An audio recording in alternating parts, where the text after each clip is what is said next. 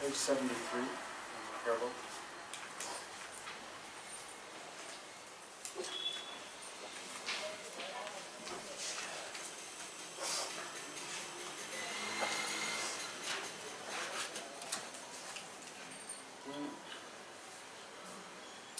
So first we begin with praise to Shakyamuni Buddha and the three jewels. So if you like, you can visualize Shakyamuni Buddha in space in front of you at about the height of your eyebrows, about 2 meters in front of you, 2 arms length in front of you. He's one nature with your own guru. In front of Shakyamuni Buddha on a low table is a Dharma text, emanating the sounds of sutras, Dharma teachings. The perfection of, you should think it's the perfection of wisdom text, actually, in 8,000 verses, emanating the sounds of all the 3 Vaskias, 3 wheels of, 3 turns of the wheel.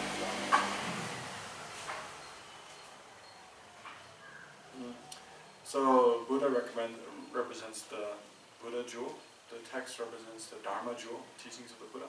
And then you can think Shakyamuni Buddha himself represents the Sangha jewel, or you can also visualize Shakyamuni Buddha surrounded by countless Buddhas, other Buddhas and Bodhisattvas and Arhats and Hinayana Arhats, hearers and Pratyeka Buddhas, solitary realizers, and then other monks and nuns representing the Sangha. And then visualize yourself surrounded by all sentient beings, with your mother of this life and all your female friends and relatives to your left and behind you,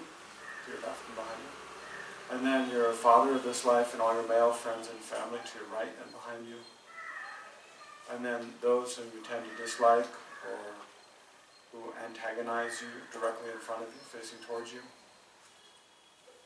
and then all of the other sentient beings who fall in the category of stranger, seated all around you.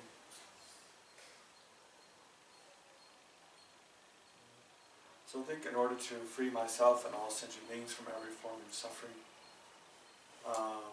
up to the 2 obscurations, afflictive obscurations and obscurations to omniscience, in order to endow myself and all sentient beings with every happiness, from ordinary happiness up to the joy of full enlightenment, and for that reason I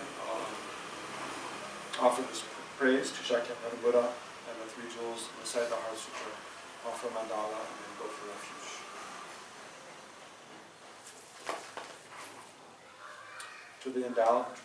To the founder, the endowed transcendent destroyer, the one gone beyond, the full destroyer, the completely perfected, fully awakened being, perfect in knowledge and in good conduct, Sugata, knower of the world, supreme guide of human beings to be tamed, teacher of gods and human beings, to you the completely and fully awakened one, the endowed transcendent destroyer, the glorious conqueror, the subduer from the Shakya clan, I prostrate, make offerings, and go for refuge.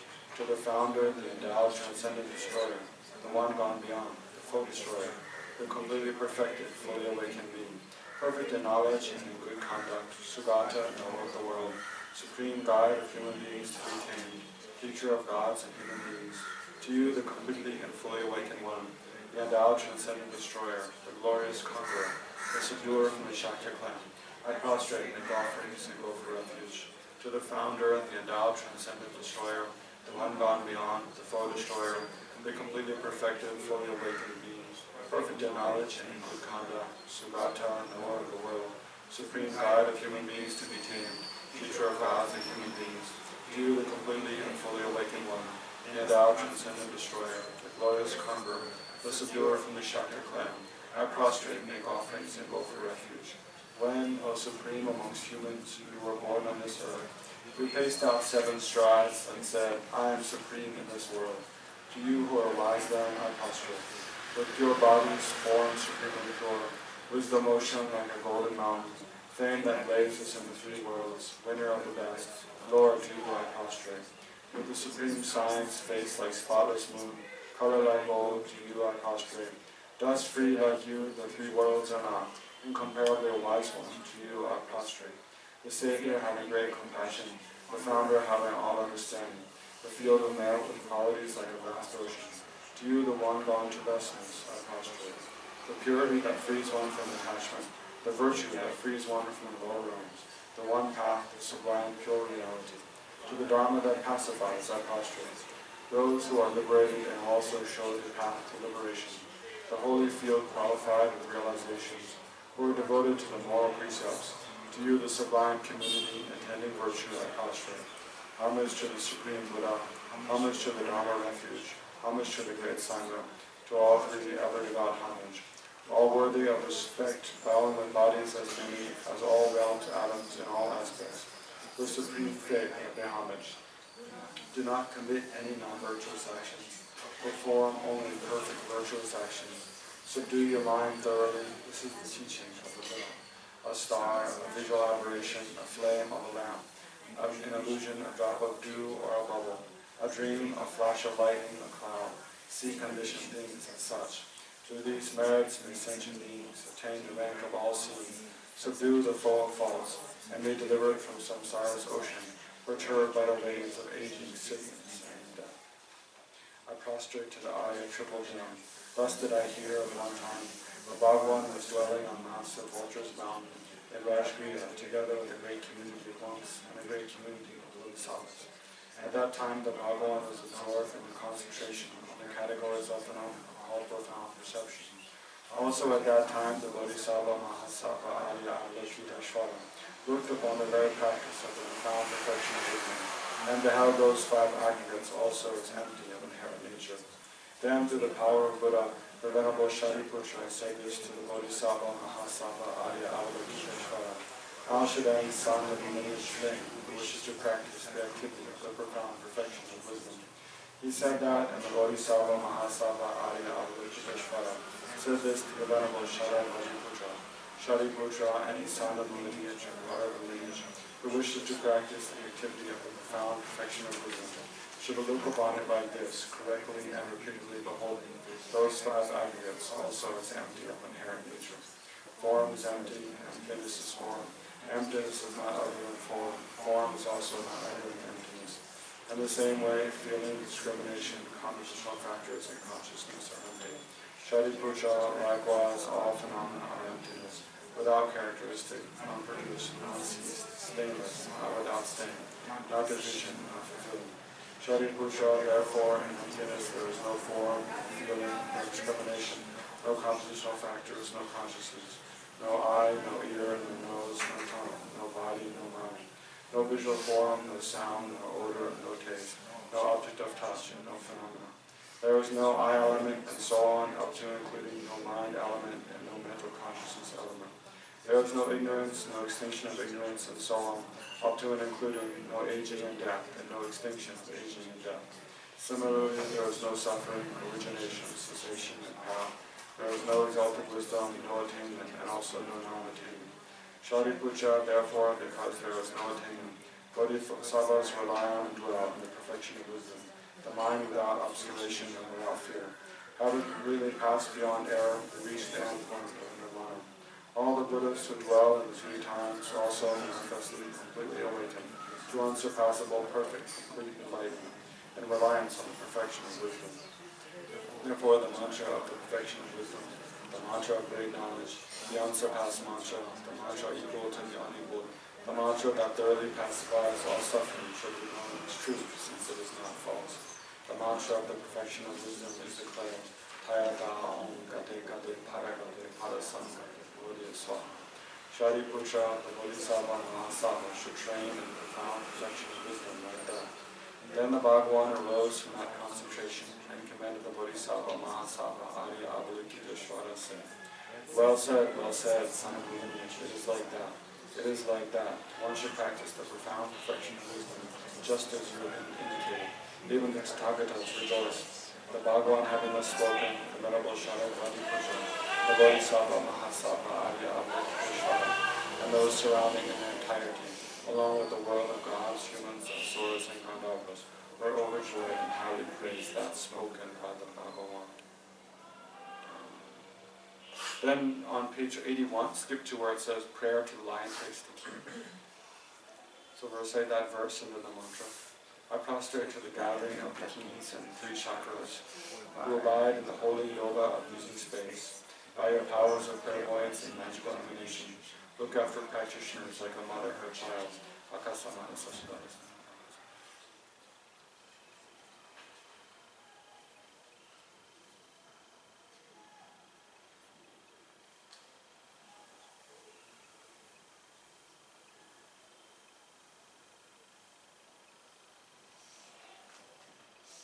Akasamana Sashidara Samana.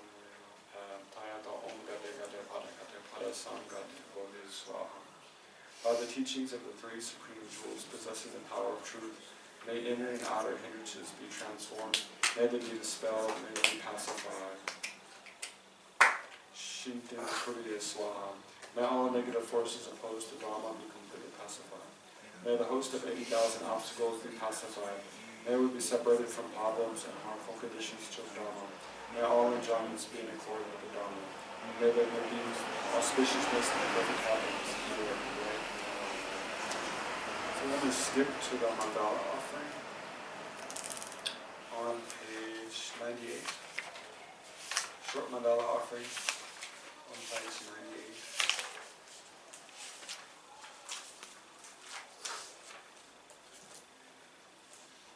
This ground, anointed with perfume, strewn with flowers, adorned with Mount Meru, the four continents, the sun, and the moon. I imagine this as a Buddha field and offering. May all living beings enjoy this pure land. O holy and perfect pure Lama, from the clouds of compassion that form the skies of your Dharmakaya wisdom, please release a rain of vast and profound Dharma, precisely in accordance with the needs of the living beings.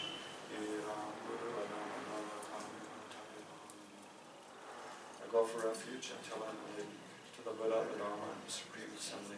By the merits I create the listening to the Dharma, may I become a Buddha. I go for refuge until I'm related to the Buddha, the Dharma, and the Supreme Assembly. By the merits I create for teaching the Dharma, may I become a Buddha in order to benefit all sentient beings. I go for refuge until I'm related to the Buddha, the Dharma, and the Supreme Assembly. By the two collections I create through teaching the Dharma, may I become a Buddha in order to benefit all sentient beings.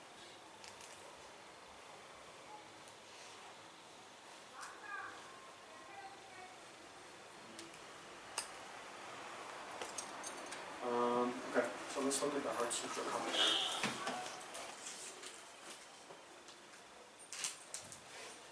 So in the commentary, we're on page 10.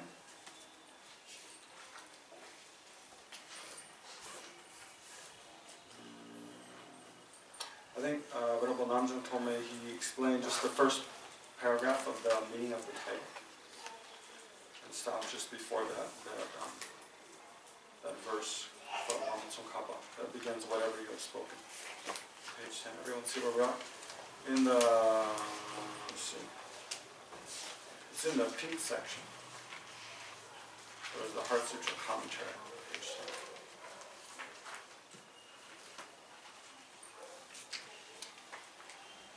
10. Oh, so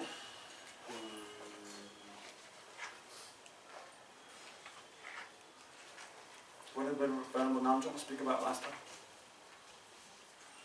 Last week, then?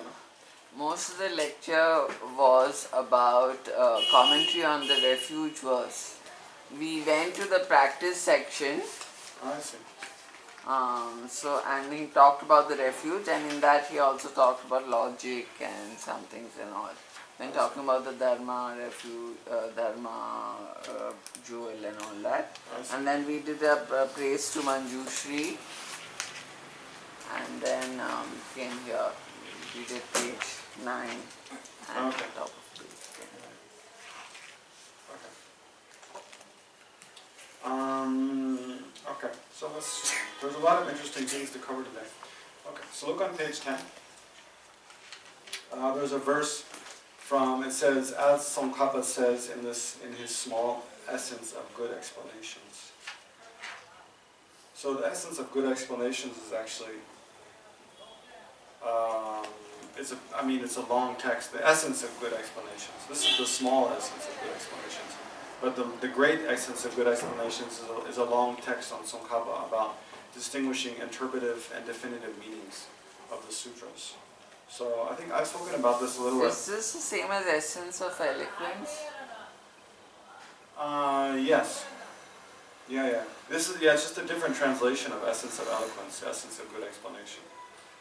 I mean, it's called Lekshe Ningpo, or Changya Lekshe Ningpo. So it means distinguishing the interpretive and definitive meanings, the essence of eloquence, is like the full title. But in that text, Lama Tsongkhapa, I mean, he quotes from many different sutras and tantras, and also Indian commentaries, and Tibetan commentaries, distinguishing what, of the Buddha's teachings, which are definitive and which are interpretive. So generally, so when I was discussing the 3 turnings of the wheel of Dharma, then it's according to the Prasangika, Madhyamaka Prasangika school, which is the view we're basing the explanation on now. Then the third turning of the wheel of Dharma is all interpretive. So it means you can't take it at face value. It's what the words actually say. The meaning indicated is something else. Therefore you have to interpret it in a different way. You can't just believe what the words themselves express directly.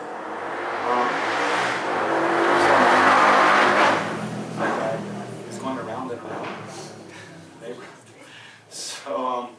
So whereas for the Madhyamaka Prasangika, okay, the third turning of the wheel of Dharma is all interpretive. The second turning of the wheel of Dharma, which includes all the Perfection of Wisdom Sutras, is all definitive, meaning that it explains the ultimate reality, and it explains in a way that you can take the words at face value. What the words say and the meaning to be taken is the same. And then the first turning of the wheel of Dharma, what's going on outside? What is going on?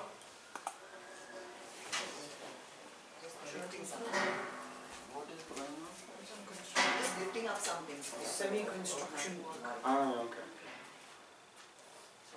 The landlord is doing something. They're taking something up. Lifting a frame up. Okay. Okay, so the first turning of the wheel of Dharma is, most of it's interpretive, but there's some definitive parts where, because in the first turning of the wheel of Dharma, emptiness is explained in some sutras. So those sutras are definitive, while the rest are interpretive. Okay, but here this is called the small essence of eloquence, or essence of good explanation. So actually, this is the same as the In Praise of Dependent Origination. The actual title is In Praise of Dependent Origination, but the small essence of eloquence is just another informal title that's used. So so this is a verse from Lama Tsongkhapa's In Praise of Dependent Origination. Yeah, so it just says, whatever you have spoken begins from dependent arising, and is for the purpose of passing beyond sorrow. You have no activities that do not bring peace. So basically, he's making a praise of Shakyamuni Buddha, and just saying everything the Buddha taught is for the purpose of passing beyond sorrow. It means being free from samsara, being free from all the obscurations, both afflictive obscurations, which block us from being free from samsara, and also the knowledge obscurations, which prevent us from becoming fully enlightened. And there's 2 levels. So everything the Buddha taught is for the purpose of abandoning those 2 obscurations, or for the purpose of passing beyond sorrow, in every sense of sorrow. And you have no activities that do not bring peace. So there's no activities of the Buddha, activities of the Buddha's body, activities of the Buddha's speech, or activities of the Buddha's mind that do not work towards bringing peace, that do not contribute towards bringing about the well-being and the peace of sentient beings. So that's the last 2 lines. And so for the purpose of this, for the purpose of bringing well-being and peace to all sentient beings, and for the purpose of helping them pass beyond sorrow, it's for that purpose that the Buddha teaches dependent arising. Because dependent arising is the main view. I mean, dependent arising and emptiness, they're flip sides of the same thing. So everything is empty of inherent existence because everything is dependent arising, right? So it's by realizing that everything that exists is a dependent arising, that is the best method to realize that everything is empty of inherent existence, right? They're very close to one another. So it's for the purpose of bringing about peace and releasing sentient beings from sorrow that the Buddha teaches dependent arising. So therefore, whatever you have spoken begins from dependent arising. In the sense that, I mean, there's different ways to think about these 2 lines. Whatever you have spoken begins from dependent arising. one way to think about it would be, whatever the Buddha has spoken is spoken out of their enlightened mind. Right? The Buddha has an omniscient mind, or fully enlightened mind. So everything, just like everything that we speak, is first motivated by an intention to speak. Right? We don't just like speak like blinking our eyes or like our heart beating. It's not an involuntary automatic action. It's something that's voluntary and intentional. So we speak because we think about something, and then we think to express that verbally, and therefore we speak. So everything that all of our verbal actions arise out of our mind, right? So for a Buddha, their mind is omniscient, right? And it's the perfection of wisdom, perfection of compassion, generosity, and so forth. So everything they speak arises out of enlightened mind. All the activities of Buddha arise out of their enlightened mind. And how do they achieve enlightened mind? By realizing that everything is a dependent arising and empty of inherent existence. That's the main thing to realize. So in that way, you can think enlightened mind begins with realizing interdependence, right? Realizing dependent arising. And then from that, the Buddha speaks, and that speech is all for the purpose of helping beings pass beyond sorrow and become fully enlightened. So that's one way to interpret this. Whatever you have spoken begins from dependent arising. How do you posit as beginning? One way is that through having realized dependent arising, then the Buddha realizes enlightenment, develops an enlightened mind, and then from that enlightened mind they speak. Another way to think is just that everything has cause and effect. I mean, the Buddha, the person, and the Buddha's speech are all effects of causes, right? So they also exist. It's not like, sometimes we tend to think, oh, Buddha means, this it's like this totally very subtle, kind of highest, best, something that's existent from beginningless time, exists now, always will exist. So it's just like something different than everything else. So it's not a dependent arising, right? It just exists in and of its own right as some kind of purity, almost like God, the way we think about God. And oftentimes, especially if we come from a family or a cultural background where there is an idea of a creator God, then it's like creator God is something far beyond and something totally different than everything else. It's always been there, is there now, it will always be there in the future. It doesn't depend upon anything else. It's just in and of its own right is perfect, right? So, but Buddha is not like that at all. Buddha is something, like every instance of an enlightened being, in the past they were an ordinary being. And then by working, by meditating, by studying, by reflecting, and striving in practice of the path, then gradually they became a fully enlightened being. There's no such thing as someone who's like enlightened from the very beginning, kind of way. So, and even if there was, anything that exists is a dependent arising. So, even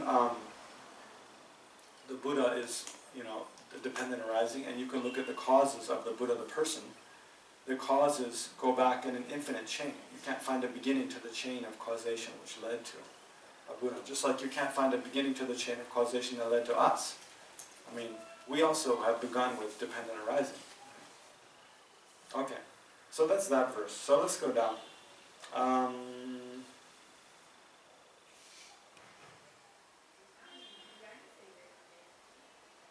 So he was quoting that verse just to establish that all of the intentions of the transcendent victor, means the Buddha, are gathered in this sutra. As Lama Zopa says in the Small Essence of Good Explanation, whatever you have spoken begins from dependent arising and is for the purpose of passing beyond sorrow. You have no activities that do not bring peace. So he's really pointing out that the Buddha's teaching of dependent arising is the essential teaching of the Buddha. It's the main way that the Buddha leads beings to nirvana, to a state beyond sorrow. Okay. So then in the paragraphs that follow, the transcendent victor thinks only of methods by which sentient beings may pass beyond sorrow. And the method by which they pass beyond sorrow is the wisdom realizing emptiness. Therefore, it is called the essence of wisdom. Right? It's the most essential thing in the Buddhist teaching. So in all the different wisdom, realizing all aspects of the Buddhist teaching, this is the main thing to realize.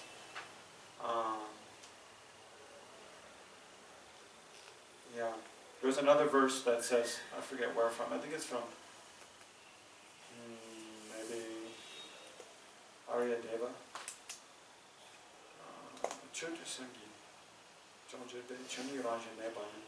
The supreme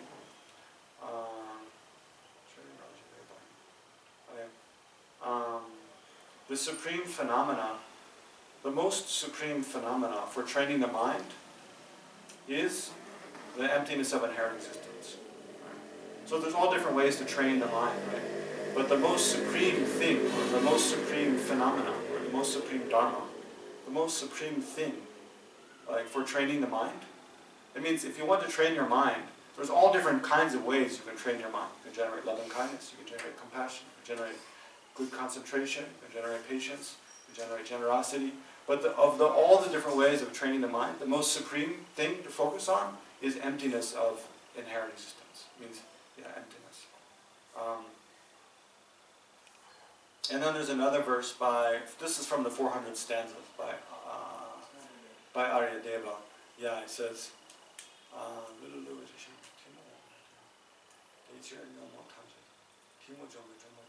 well, I'll just kind of roughly translate it because I didn't bring a translation with me. But it says just as the body sense power pervades all of the body.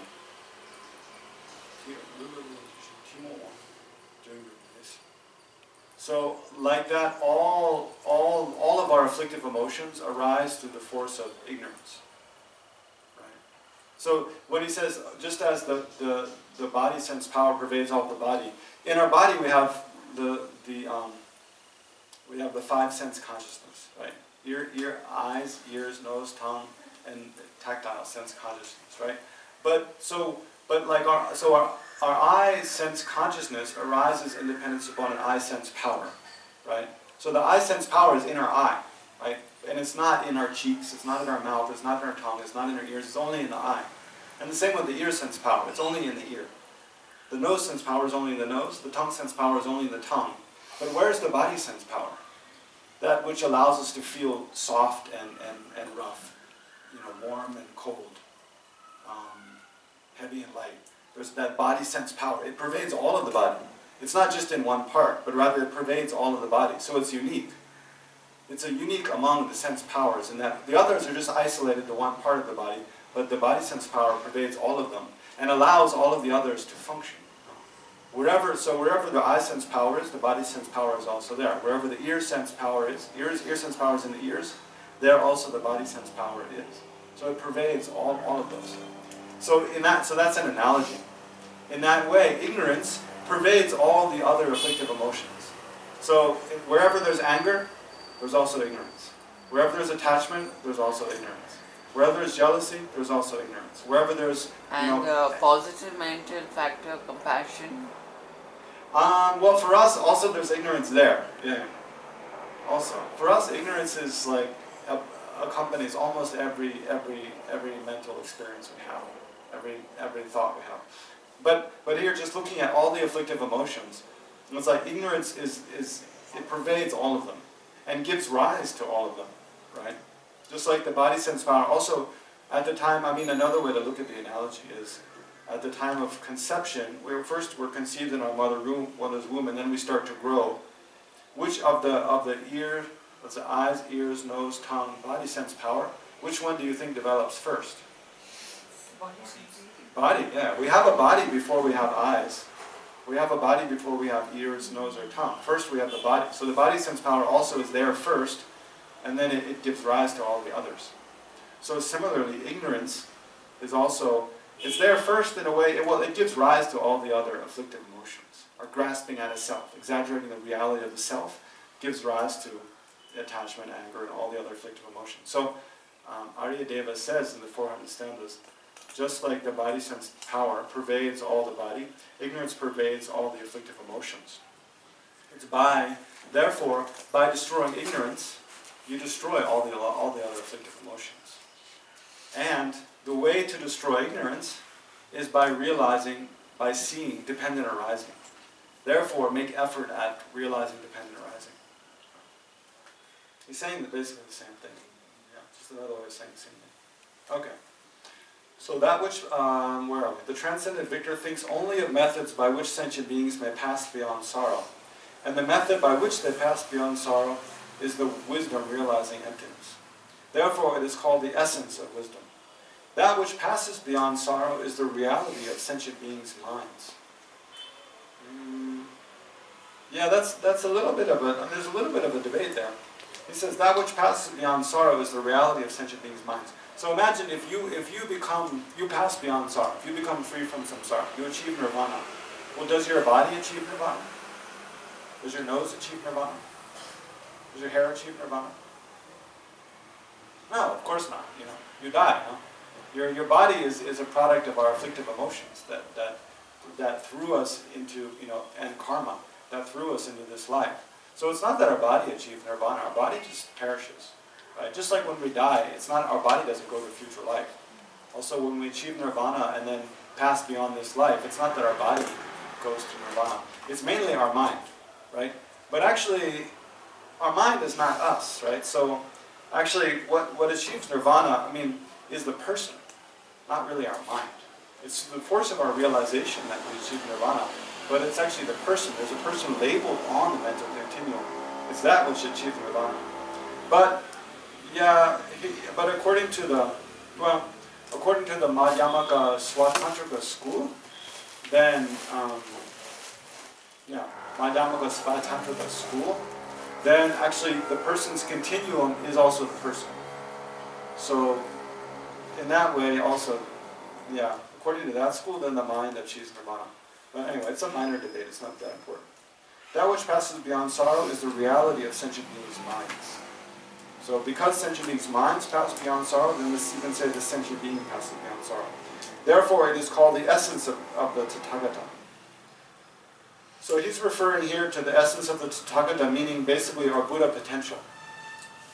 Buddha potential is something within our mind. Our body doesn't have the potential to achieve enlightenment, but within our mind, there is a potential to achieve enlightenment. Why? Because, well, there's different reasons. One is because the mind is by nature just clear and knowing. There's no afflictive obscuration. There's no incorrect way of perceiving things. There's no ignorance, in short. That's one nature with our mind. Any anger, any attachment, which are distorted ways of seeing things, as well as ignorance, which is the main distorted way of seeing things. All of those things, although they exist in our mental continuum, they're not inherently part of our mind.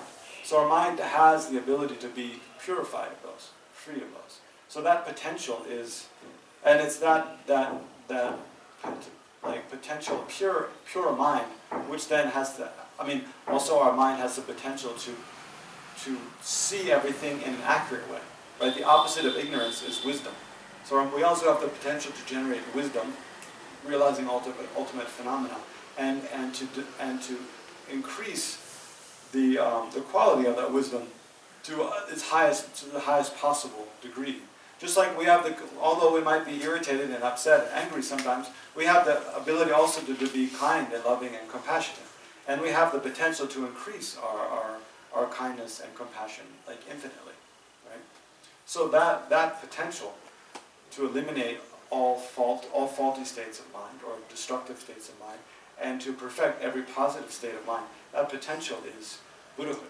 That potential is, it exists within all of us, and when we fully ripen that or fully develop that potential, then it transforms into full enlightenment.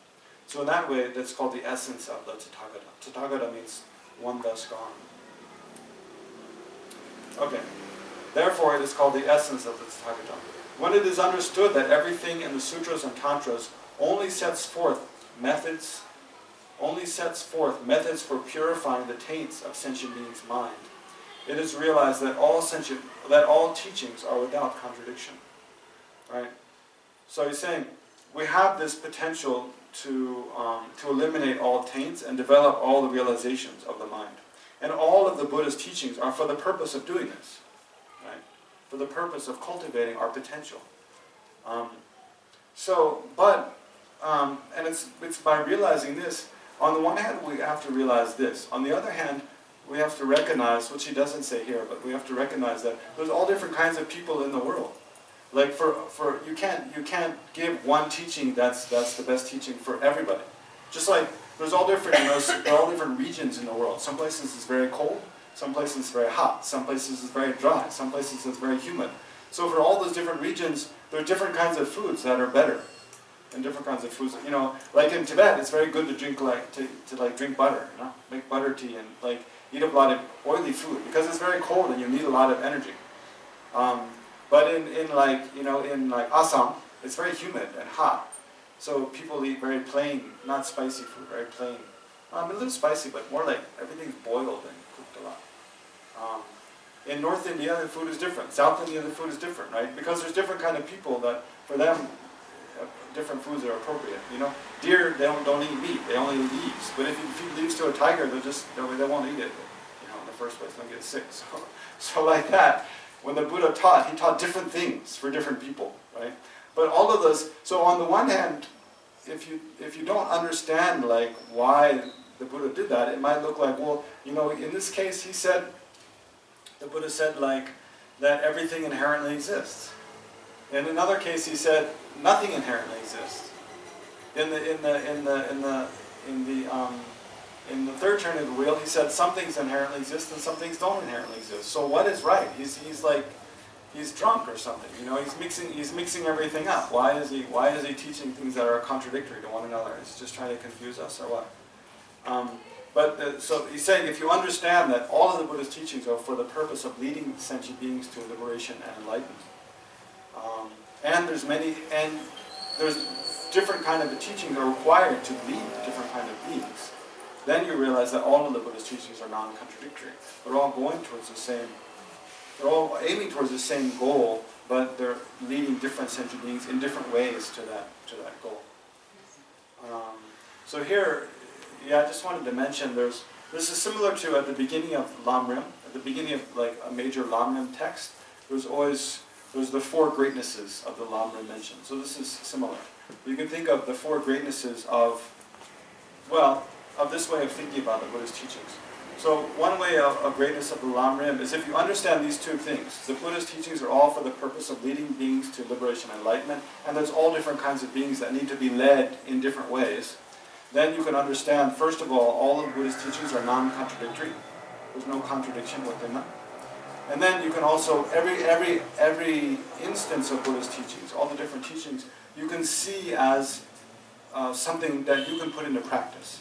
It's not just for intellectual, stimulation or some academic purpose, or for fame, or to achieve wealth or something like that, or to gain followers. But all of the Buddhist teachings are for the purpose of practicing. So if we understand this, then we can any Buddhist teachings that we come in contact with, we can see how that can become a path of practice for me. And there's many.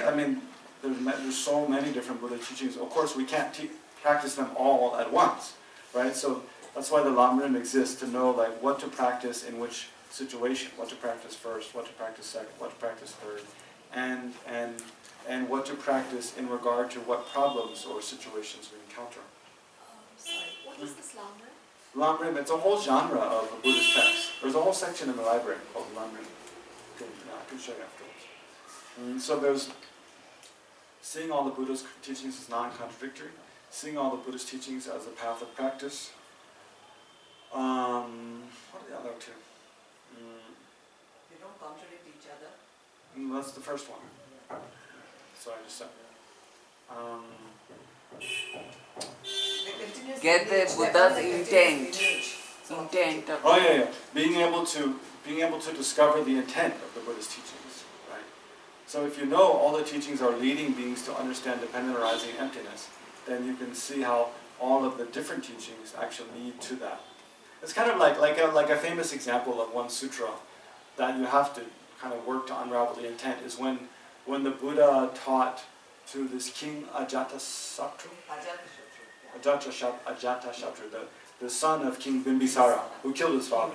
Right? He killed his father. His father was like one of the first and greatest patrons of Shakyamuni Buddha.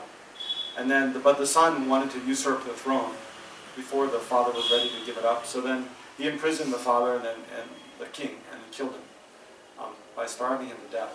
And then, but later in his life, he had great remorse, and he came to the Buddha almost. There's that guy again. Almost crazy with remorse. Kind of really kind of almost insane with this feeling of guilt and remorse. So then he came to the Buddha and said, like, what should I, what can I do to be free of this burden? And the Buddha said to him, oh, you should kill your mother, you should kill your father. Right? Instead of telling him, like, oh yeah, what you did was really bad, like, you're done for, Then instead of telling him that, he told him, oh, you should kill your mother, kill your father. So then, of course, I mean, this king Ajatashattra, he's not a fool. He knows, like, the Buddha's whole teaching is all about peace and non-violence. So in his mind, he's wondering, like, what could he possibly mean? Like, on the one hand, like, his teaching is all about peace and non-violence. On the other hand, he's telling me I should kill my mother and kill my father. Like, he knows that there must be some metaphorical meaning there. It must mean something else. So then he goes away and thinking about what the Buddha meant, and then he came to the realization that what the Buddha meant by your mother and father is your afflictive emotions and karma. And by killing them means not you have to kill them, but you have to purify them. So, because it was due to his own afflictive emotions, and also due to his karma, that he killed his father and mother. I mean, it's not like, well, without any causes and conditions, he just did that. I mean, it's due to past life karma and his habituation with afflictive emotions and not seeing the faults of those. That he was a very angry, jealous person. So he did that. So it was by the Buddha saying that you should kill your. So that's a class. This sutra, the sutra teaching that you should kill your mother and father is a classic example of an interpreted sutra, right? It's not something you can take at face value. It's something you have to interpret. So, but that's a good example also of how the Buddha so skillfully guided beings towards. I mean, that sutra is teaching that you need to purify afflictive emotions and karma. And of course, how do you purify afflictive emotions and karma? You have to purify the root of afflictive emotion, which is ignorance, right? So it leads to teaching dependent arising and emptiness. So that's just one example. So if you know that this teaching of dependent arising and emptiness is the essential teaching of Buddha, then it makes it easy to unravel the intent of all of the Buddha's teachings. Right? So that's another greatness.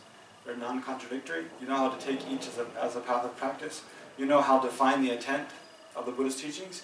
And the fourth one is you abandoned the great negativity of, let's see. Well, you're protected from the great negativity of abandoning the Buddha's teachings, right? So this is an important one to remember. Abandoning the Buddha's teachings means if you think, oh, this teaching of the Buddha is like of no use, like we don't need that one. That one we can just ignore. I mean, it's not the case that it's not the case that we have to practice everything the Buddha taught all at once. We can practice some things earlier and some things later. But it's important to have respect for all the different Buddhist teachings, recognizing that each of them benefit specific individuals and one individual at different times, right? So it's not healthy, and actually it's very negative to think, oh, well, I'm studying the Heart Sutra, so I don't need to read the Pali Canon. Like that's not useful for me, or that's not useful for sentient beings. That's just for people who are kind of lower and they don't understand things very well. They're kind of dull. So it's for those people that the Buddha taught. But I don't need. It's not. That's a totally wrong way of thinking. Rather, we should have respect for and appreciate and feel that we can learn from all of the Buddha's teachings. So we shouldn't abandon any. It's one of the heaviest. Consider one of the heaviest negative karmas. If we disparage or abandon any part of the Buddha's teachings, then we create the karma that in the future lives, for many, many lives, we won't be able to meet the Buddha's teachings again. Right? That's the karma. But it also doesn't mean that we should just blindly believe everything the Buddha taught without using our our logic and reason and discrimination and being skeptical. Like we should challenge and be skeptical of what the Buddha says and question whether it's true or not. But we also shouldn't just belittle or disregard or totally reject outright without reason. Okay. So then, when it is understood that everything in the sutras and tantras only sets forth methods for purifying the taints of sentient beings' minds, it is realized that all the teachings are without contradiction, Therefore, because all the Buddhas of the three times, what are the three times? Past, present, future. Yes, past, present, and future.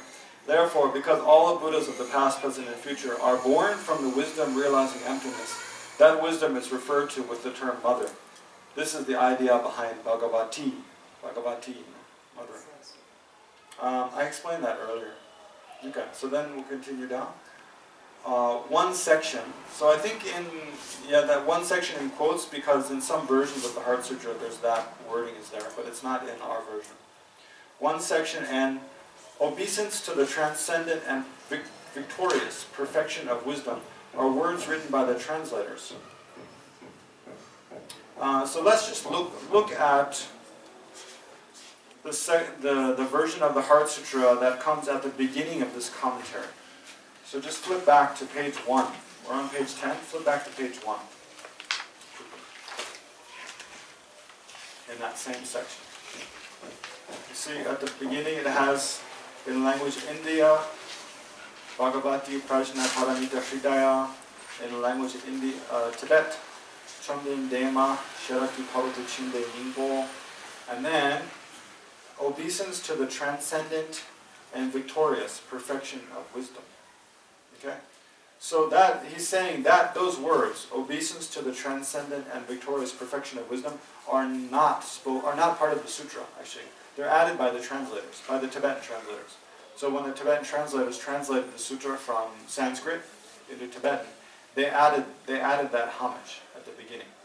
So the reason they added that homage is, actually the main reason is to distinguish the different, one reason is to create merit by offering words of respect at the beginning.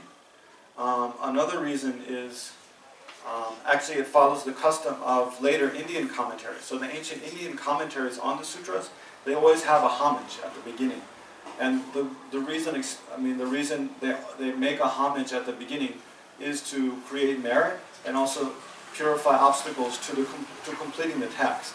So probably the translators are thinking, by making this homage at the beginning, it's a way of creating merit, and then it helps to clear away obstacles to completing the translation of the text, right? Because they're not composing the text.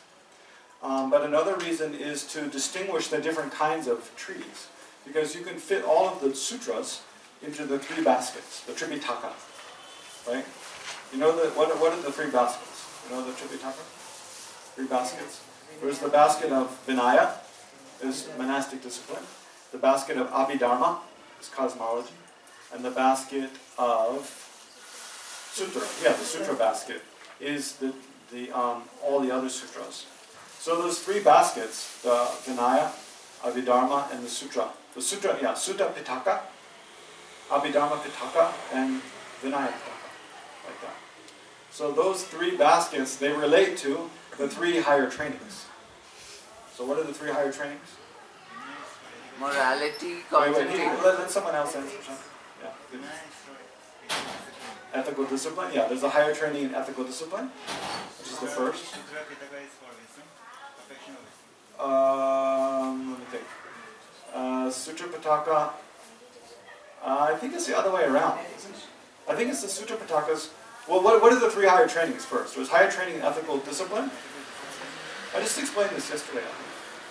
Higher training in ethical discipline is first. Morality, ethical discipline is the same thing. Morality, ethical discipline. Concentration. And then, special insight or wisdom. Those are the three higher trainings in morality or ethical discipline. Higher training in concentration.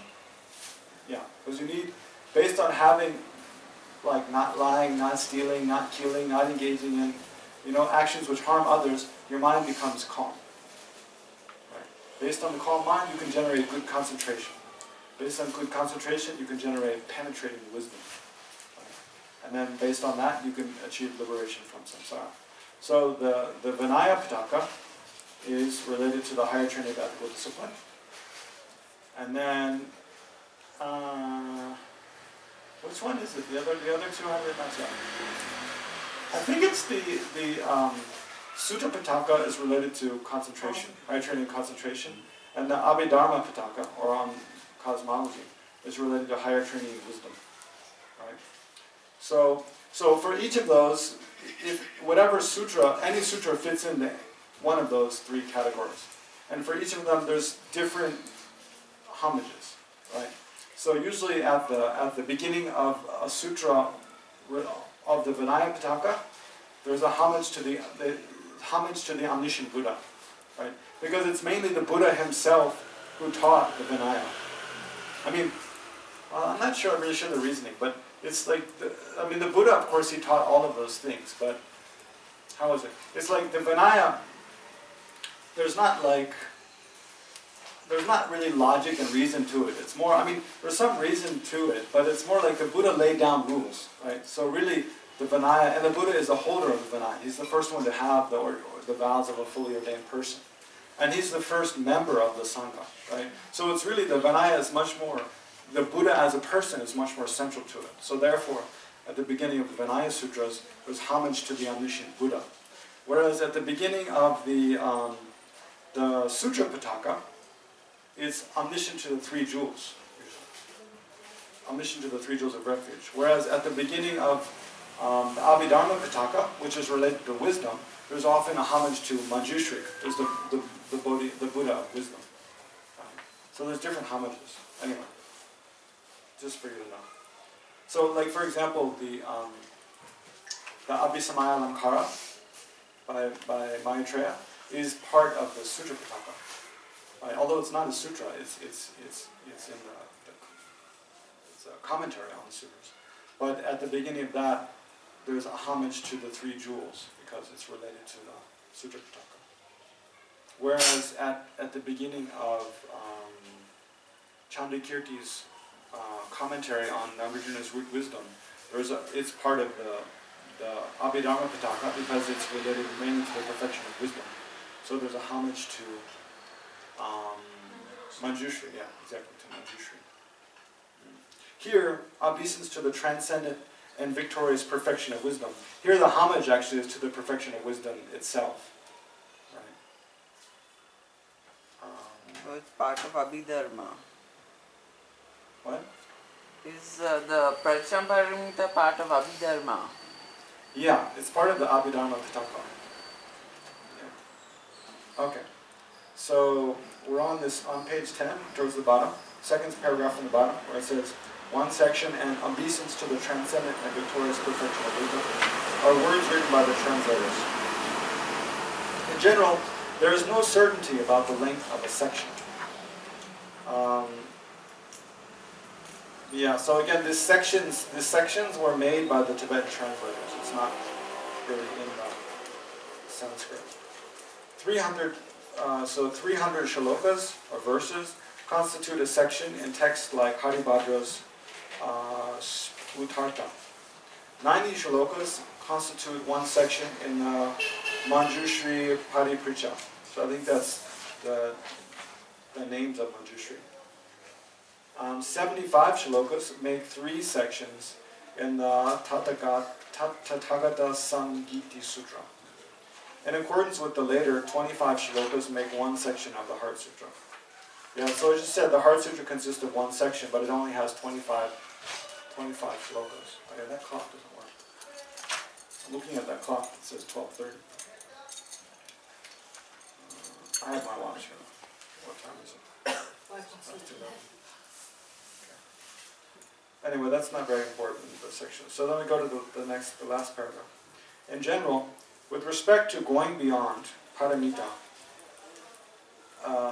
and beyond, in general, with respect to going beyond, so paramita, or it's translated as perfection, which is quite a limited translation.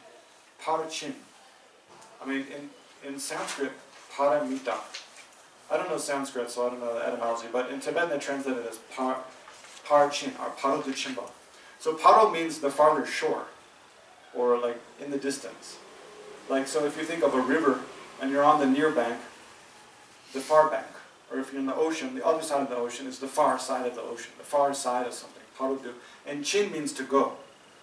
Or actually it's the past tense of to go, so it means having gone. So it really means, literally means, paramita really means having gone to the farther shore. or having gone beyond. Right? So there's different, so that's the etymology, but there's different senses of having gone beyond. Having gone beyond what? Right? So that's what he lists here. In general, with respect to going beyond, or having gone beyond, there is, beyond a common being, is a superior, an Arya being. Right, so the difference between an Arya being and a superior being is someone who has not directly realized emptiness, and someone who has directly.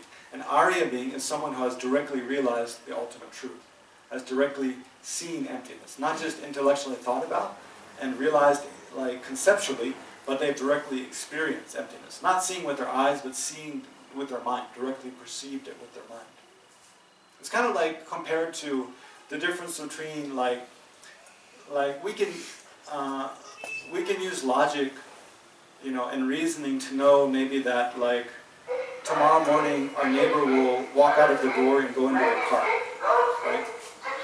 Because that happens every morning, especially if it's a work morning. What is that? Yeah, it'll pass by. Every morning, like our neighbor comes out of their house and goes to their car and gets in the car and drives off. So we can know by logic that tomorrow morning they will do that, right? Probably. But so intellectually we might realize that. But what if we had clairvoyance that could see the future? And if we you know, with our clairvoyance, we look into tomorrow morning and think what's going to happen, and we can see like our neighbor's going to be walking out of the house wearing these clothes and kind of looking like this and get into the car and go. That means it's a totally different thing, right? So that's like an analogy for intellectually realizing ultimate truth, or emptiness, independent arising, and directly perceiving it, right? Direct perception. So an Arya being is someone who's had a direct perception. They see it, not like a clairvoyance, but it's like something that it's something they know without the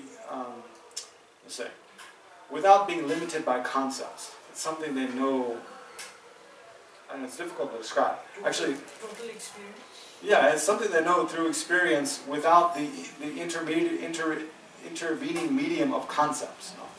Concepts break everything down into kind of chunks, and you know, it's like words. So often when you have feelings, you experience like, you know, you fall in love for the first time, or you go to a beautiful place and you feel elated. You think like, I can never put this in words, or you know, the opposite. But there's like, you know, some experiences you feel like, I can't put this in words. Even you put it in words, you might write a poem or something, but you know the words don't really capture, they come close, but they don't really capture the full experience. So it's that kind of difference, you know. So an Arya being has this full experience of what it means to be empty of inherent existence, whereas an ordinary being, they only have conceptual experience, or not at all. So he's talking about senses of gone beyond. So there's gone beyond a common being, meaning someone who has only a conceptual experience of emptiness, is a superior being, someone who has a direct perception. Then beyond the conventional truth is the ultimate truth. Right? So there's two levels of reality. There's conventional truth and ultimate truth, which I'll explain more later, but beyond conventional truth is ultimate truth, in that it's more subtle, it's more profound, it's more true. Beyond samsara is nirvana. I think that makes sense. Beyond ignorance is knowledge. Okay? So those are four different sort of connotations of beyond. Right? Again, beyond the common being is a superior being. Beyond the conventional truth is ultimate truth. Beyond samsara is nirvana. Beyond ignorance is knowledge or wisdom. Okay. From among these, the last is referent. The last is the referent of the term wisdom gone beyond. So when it says wisdom gone beyond, the beyond means the wisdom that's gone beyond ignorance and the traces of ignorance. According to the Chittamatrans, so this is the mind-only school, the wisdom of the non-duality of subject and object, that is the marvelous realization of one's own purpose, refers explicitly to the Sugata. What does that say?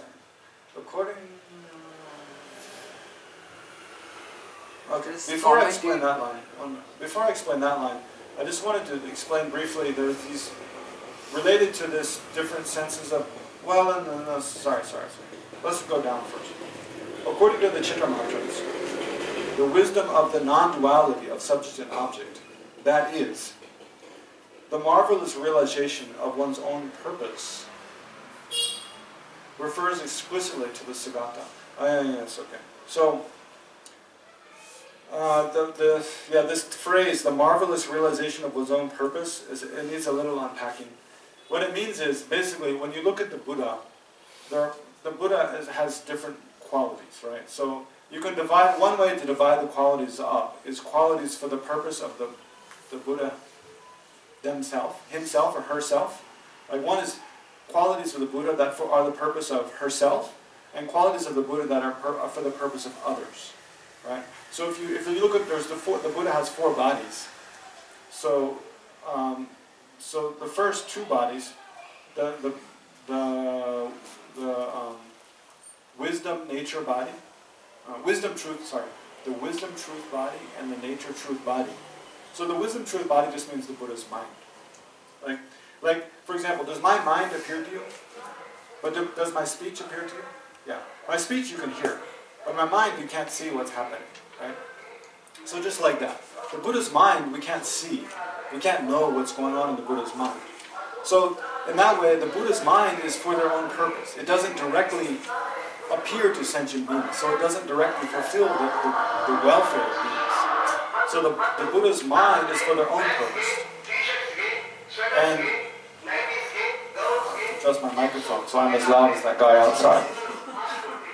So like the Buddha's mind is, you can say, is for their own purpose, and the Buddha's nature, meaning their ultimate nature, the ultimate truth of the Buddha, is also something that doesn't directly appear to ordinary sentient beings. So it doesn't fulfill the welfare of sentient beings. So it's in that way, it's for their own purpose. So the wisdom truth body and the nature truth body of a Buddha are the bodies for their own purpose. Whereas the emanation body and the enjoyment of the body of the Buddha, the 2 form bodies, emanation body and the enjoyment body, they actually appear to sentient beings. And in appearing, just like my speech appears to you, so it can do something to benefit your mind, then the Buddha's bodies, the Buddha's speech and the Buddha's emanation body and enjoyment body, they actually appear to sentient beings and actually benefit them directly by being seen and being heard by sentient beings. So in that way, therefore, other. So what it's saying here is, according to the Chittamantras, the wisdom of non-duality of subject and object. So it means the non-duality of subject and object is emptiness for the Chittamantras. So for them, it's the wisdom that realizes that, so in the mind of a Buddha, is for their own purpose. It means it doesn't appear to sentient beings, it's for the purpose of the Buddha himself. And this refers explicitly to the Sagata. So it's important to know that the wisdom which realizes emptiness, for the Chittamatra, it is the Buddha's mind realizing emptiness, or they can say the continuum of the Buddha's mind realizing emptiness is the Buddha, right? Is the Buddha the person? And it is the Buddha. Something like that. Actually, yeah, let's read down. Let's finish the paragraph first, and then I'll ask you. So Dignaga says, in his Prajna Paramita Pindartha, the perfection of wisdom is the non-dual wisdom. It is the Tathagata. So Dignaga, he holds Chittamatra. Actually, his own uncommon mix of the Chittamatra and Sautantra view. But he says the perfection of wisdom is the non-dual wisdom. So that's the Chittamatra non-dual wisdom, and that is the Tathagata. That is the Buddha. But for the Madhyamaka Prasangika, they also hold that every instance of the Buddha's mind is a Buddha, but it's not the person. The person of the Buddha is that which is merely labeled on the aggregates of the Buddha. The guy just keeps going around. Maybe he's like a Uber Eats or something. Maybe he's delivering food. Back and forth. I know. He keeps going around. He's going from Vinny's Pizza to like there, back. Vinny's Pizza, back and forth. Okay. So then at the top of page 11, because they are endowed with methods for attaining the state of a Sugata, top of page 11, because they are endowed with methods for attaining the state of a Sugata, which is the goal, the term perfection of wisdom is used to designate texts and path. The same text says, so that means Dignaga's text says, the term is used for texts and paths because they have that object as their goal. Okay. So here, I'm going to make this very easy for you. It's a little not laid out clearly here, because he's assuming a lot of background information. So that's my job, is to give you the background information. So then it makes it easy. So we say the perfection of wisdom. So the question is, well, what really is the perfection of wisdom? Right? So this term, perfection of wisdom, it can be applied to 4 different things. It's not that all those things are the perfection of wisdom, but it's the case that for various reasons you can give them the name perfection of wisdom, right? Just like for example, there's different ways of naming things. I'll explain this first. Like, although someone, no human being is a lion, right? But someone who has like maybe big blonde fuzzy hair and a big beard, maybe they look kind of like a lion, so someone can give them the name lion. Something like that. So that's a case of naming somebody as something that they look similar to, right? There's also the case of, so that's one way of naming, is you name something because it looks similar to something else, so that name of the thing it looks similar to, you apply that name to them, right? Then there's another way of naming where you take the name of a cause and give it to the result, although the result is not the cause. For example, when we say, someone's standing, it's sunny out, it's hot, and we say they're standing in the sun. Like, why would they stand in the sun? It's so hot. Only mad dogs and Englishmen go out in the midday sun. Right? But actually the sun is not, like, the sunlight is not the sun. It's the result of the sunlight, right? The sun is this orb, it's a star. I mean, basically, that's at the center of our solar system. That's what the sun is. When we say they're standing in the sun, we mean they're standing in the sunlight. But it's too cumbersome to say it. So in that case, actually the sun is the cause of the sunlight. But we use the name of the cause, for the result. Right? The sunlight is the result of the cause, the sun. But we use the name of the cause for the result. So that's another way of naming. And you can also flip it the other way. You can use the name of the result for the cause. But I didn't think of an example of this one beforehand. Oh, no, you can name the result. You can think of the name of the result for the cause. What's an example of this one? Friction. That one I don't have an example for offhand, but maybe in the tea break I'll think of one. Is that the third one? No. These are. I'm just giving you examples now. There's not. No, 1, 2, 3, 4. There's no 1, 2, 3, 4 was, here. There's just different ways of naming. Just talking about. Yeah, the course for the result, but is the result for the course the third one? No. No. There's no like 1, 2, 3 here. Oh. I'm coming to that. I haven't even started that yet. This is just preliminary. No, I'm coming to the 4 different kinds of perfection of wisdom. I'm just coming to that. But as a preliminary, I'm just telling you there's different ways of naming things, right? Because that's going to become relevant when I explain the 4 different kinds of perfection of wisdom. There's another way you can name. So there's particulars and general. Like human being is a general, and each of us is a particular instance of that generality. Legtsok and Johnny, Shanti. They're all instances or particular instances of human being. Human being is a general class, but so you can name instances with the label for the general class, and vice versa, right? So if you see your friend and you say, "Yo, man, what's up?" That's a name. Man is a general. You're using it for a specific, right? Like that.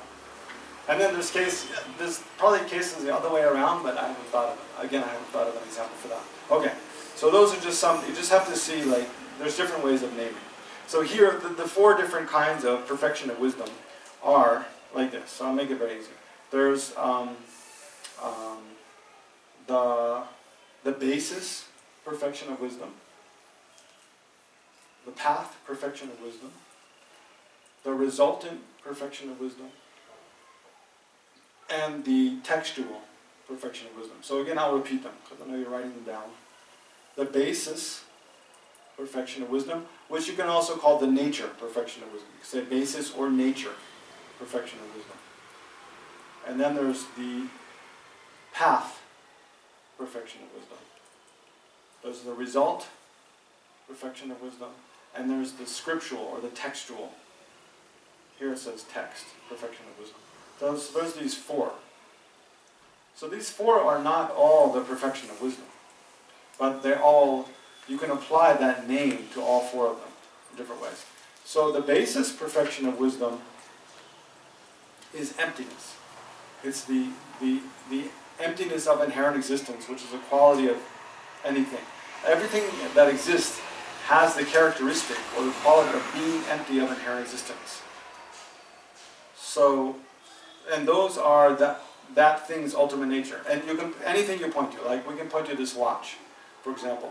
Is this watch empty of inherent existence? Yes. So this watch's emptiness of inherent existence is a specific quality of this watch. And that quality does not exist on this bowl, doesn't exist on me, doesn't exist anywhere else. It only exists on the basis of this particular object. In the same way, every particular object that exists, it has different qualities, and one of those qualities is always its emptiness of inherent existence. But that's an uncommon quality of that particular object, right? And that's the basis, because it's the ultimate nature of anything. Anything's ultimate nature is empty of inherent existence, so that's why it's called the basis. It's the basis of possibility for anything else to be, to exist. So here it's a case of, so why do they use the term perfection of wisdom for that? It's actually because that is what is realized by the perfection of wisdom. That basis perfection of wisdom is the emptiness of inherent existence of something. So because that is the object realized by the mind, the mind realizing emptiness. So in this case, it's a case of taking, and that mind, which has fully developed in its understanding of that quality, emptiness of inherent existence. That mind is called the perfection of wisdom. So here, but instead of the perfection of wisdom applying to the mind, which is the subject, they're using that term to apply to the object. So here's a case of taking the name of the subject and applying it to the object, right? Because the object is the basis, the perfection of wisdom, the ultimate nature of things. Okay? Anyway, if you have a question about it, you ask later. So there's the basis of perfection of wisdom, which is the object of the perfection of wisdom, which is emptiness. The thing is emptiness of inherent existence. Then there's the path perfection of wisdom, which is the mind directly realizing emptiness in the continuum of an Arya, of an Arya being who's on the path. So an Arya sentient being. So basically the path, I mean, first you generate a conceptual conceptual realization of emptiness. Then as I was talking about earlier, the difference between an ordinary being and an Arya being. Arya being has a direct experience of ultimate truth, or of emptiness. But when they first have that direct experience, it doesn't mean they're enlightened. There's still a long ways to go. So during that time, they're still a sentient being. They're on the Arya path. Has to be a bodhisattva. The path of a learner. The Arya path of a learner. Not according to Prasangika. So we're presenting according to Prasangika here. In relation to the Heart Sutra, they're mainly referring to bodhisattvas, but in general, no. Don't have to be a bodhisattva. It's only the Arya path, it's not our path. Well, I mean, the Arya path is not our path. It's kind of, well, I mean, the Arya path is our path in the sense of like, if we're going to go to the peak of Mount Everest, then you know the first, second, third base camps are our path, but we're nowhere near those now. We're very far away. So, in that sense, they're our paths. We want to eventually enter the Arya path, but right now, we're just aspiring to do that. We haven't actually done that yet. Yeah.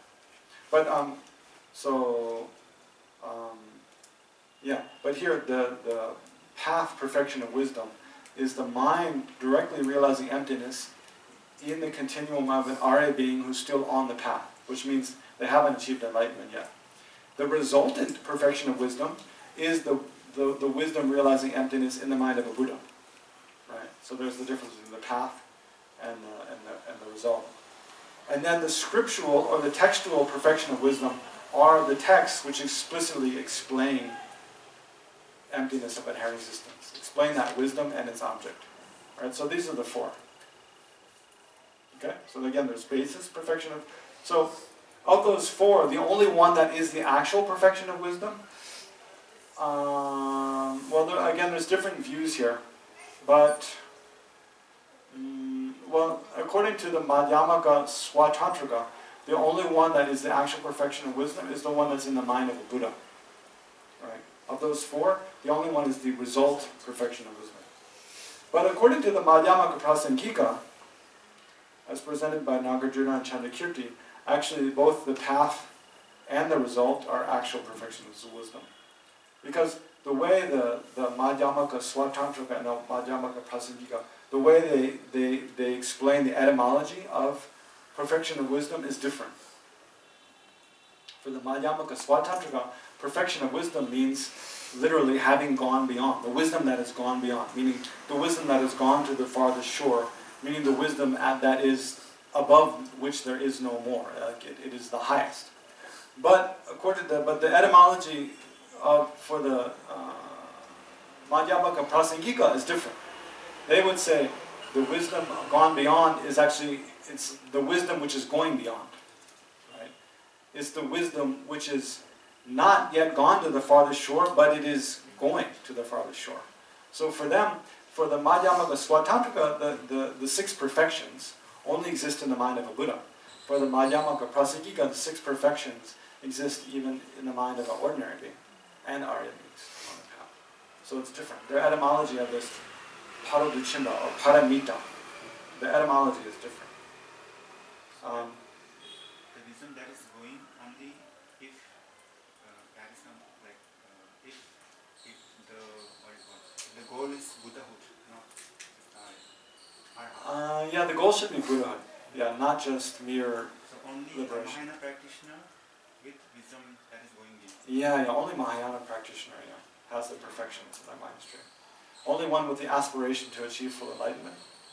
But I think for the Prasangika, you don't even have to be on the path. Even if you're not on a path, but you have the aspiration to achieve enlightenment, contrived, you can have perfections in your mind. It's very much more broad. But definitely all of those on the path of accumulation, path of preparation, path of seeing, and path of meditation, they all have the perfections in their mind.